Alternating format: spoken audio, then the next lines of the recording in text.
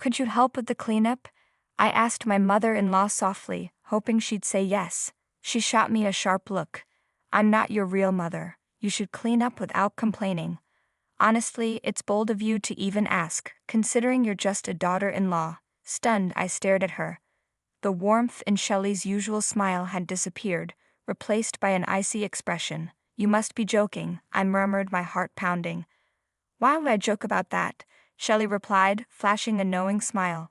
As the tension thickened, I felt my once perfect world crumbling before me. My name is Kathleen. I met Elijah during my student years while working a part-time job, and we quickly grew close. After 5 years of dating, we tied the knot. We both worked at the same manufacturing company, and though our days were hectic, the shared struggles strengthened our bond. Every evening we'd return home on the last train. No matter how exhausted he was, Elijah always waited for me at the station with a bright smile. His presence alone made my fatigue fade, filling our lives with happiness. Having lost both my parents, I inherited a significant sum. However, we never touched it, choosing to save it for future needs. One evening, as we walked home, Elijah mentioned, "Kathleen, my parents want to visit tomorrow. Is that okay?" I felt a little nervous but smiled. Of course, they're always welcome. Elijah's parents lived nearby and visited from time to time. We shared a close bond, treating each other like family. During one such visit, Shelley casually suggested, "Kathleen, Elijah, this house is getting old. What do you think about living together? With grandchildren on the horizon, I could help around the house." Bradley, my father-in-law, nodded in agreement. Normally full of energy, he had recently started showing signs of poor health, which worried both Elijah and me. The idea of living together seemed like a good way to support them while strengthening our family ties. "That sounds great," I said, "though we might need a bigger space. Let's figure out the best way to make it work." Elijah agreed. Then Shelley added with a smile, "Kathleen, you have that inheritance from your parents, right?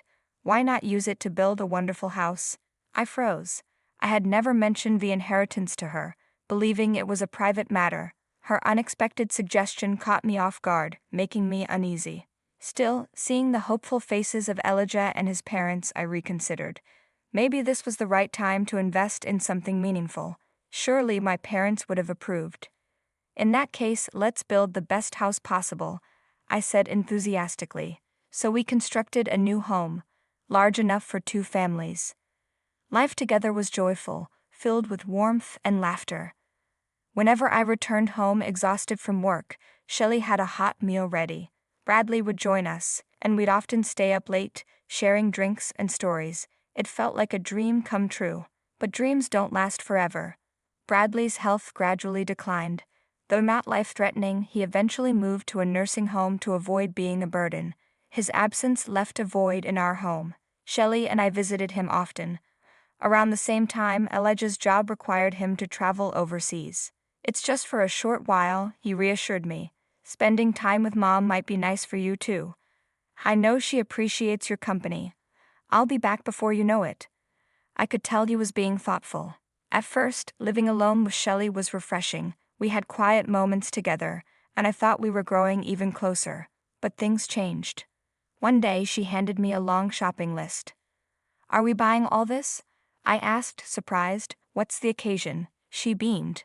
"I'm throwing a little party for some neighborhood friends. Can you help?" I agreed and spent the day gathering everything she needed. After we returned home, she had another request. "Could you also help with the cooking?" Though it was a lot of work, I didn't mind. I assumed we'd prepare everything together, so I happily pitched in. Eventually, the guests arrived. Just as I was about to join them, Shelley turned to me and said, "Thanks for your help. We'll take it from here."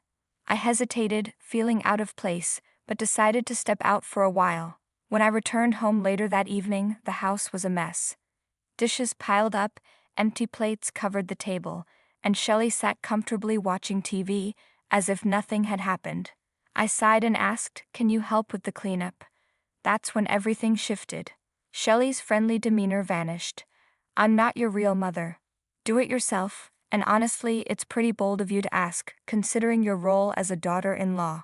Her words struck me like a slap. I had believed we were family, but in an instant she had shattered that illusion. I've only been kind to you because Elijah cares about you, she continued. He values you more than his own mother. I didn't like that. And as for the inheritance, well, I knew all about it. I just played my part as the perfect mother-in-law. My heart pounded. Had everything been a lie? I had planned to keep up this act for years, but fortunately, things changed sooner than expected. Honestly, I feel relieved, Shelley said with a smirk. Her words left me speechless. I could barely keep my balance. You're joking, right? I asked, hoping for even the slightest reassurance, but Shelley only smiled. Why would I joke about this? Even after you married Elijah, I never considered you part of my family. Still, I appreciate you giving us this wonderful house. From now on, you'll follow my rules. If you can't, then leave. This house belongs to us. Your room?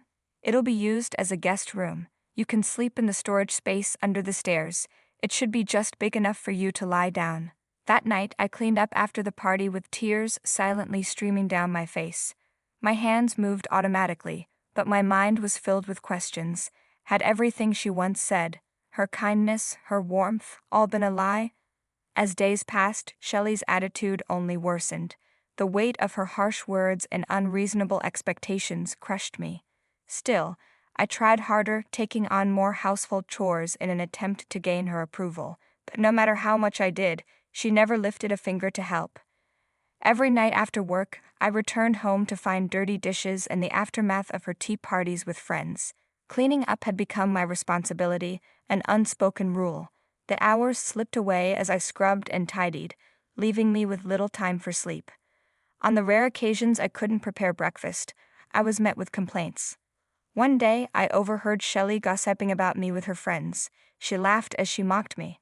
The cruel words cut deeper than I expected, leaving behind a mix of sorrow and rage. The emotional toll became unbearable, so I requested a temporary leave from work.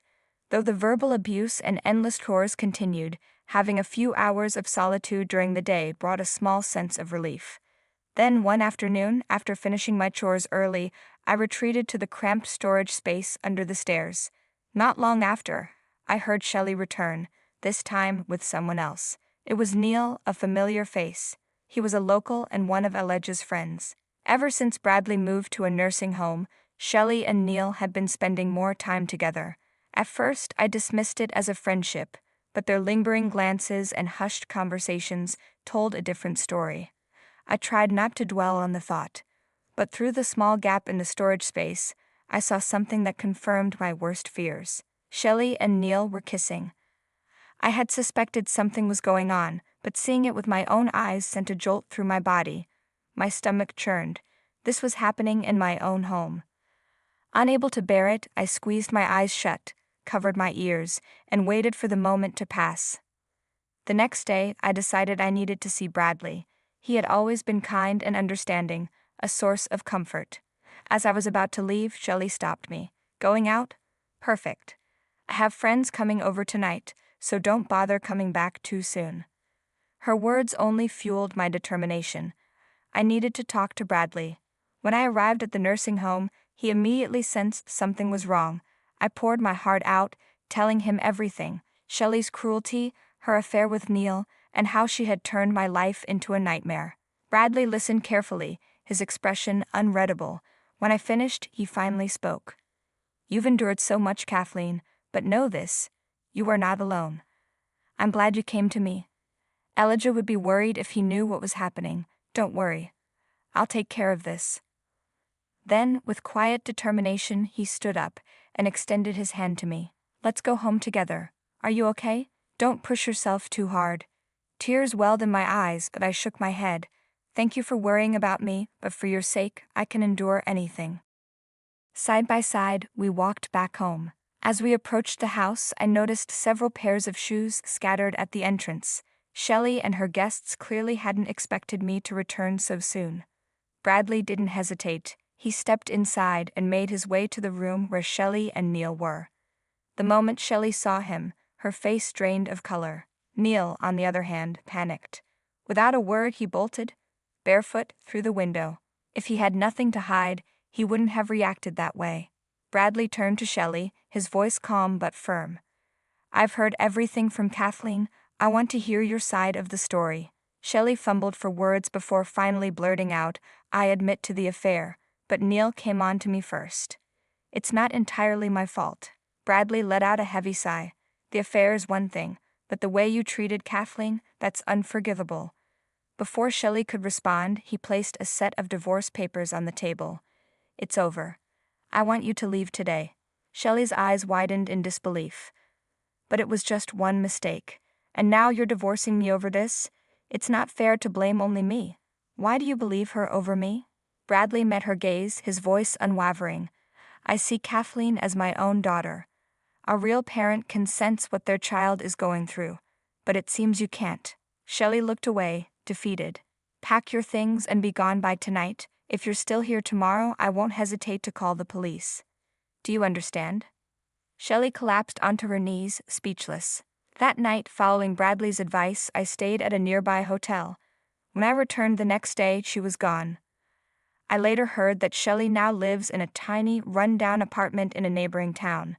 She burned through her savings on care home expenses, and despite her age, now juggles multiple part-time jobs just to survive. A few days later, Elijah finally came home. When I told him everything that had happened, he was shocked. I had no idea any of this was going on. I'm just glad Dad was there to handle it. With Shelley gone, our home became peaceful again. And who knows? Maybe soon, our family will grow, filling this house with new love and laughter. Thanks for watching. See you in the next video. Stay tuned.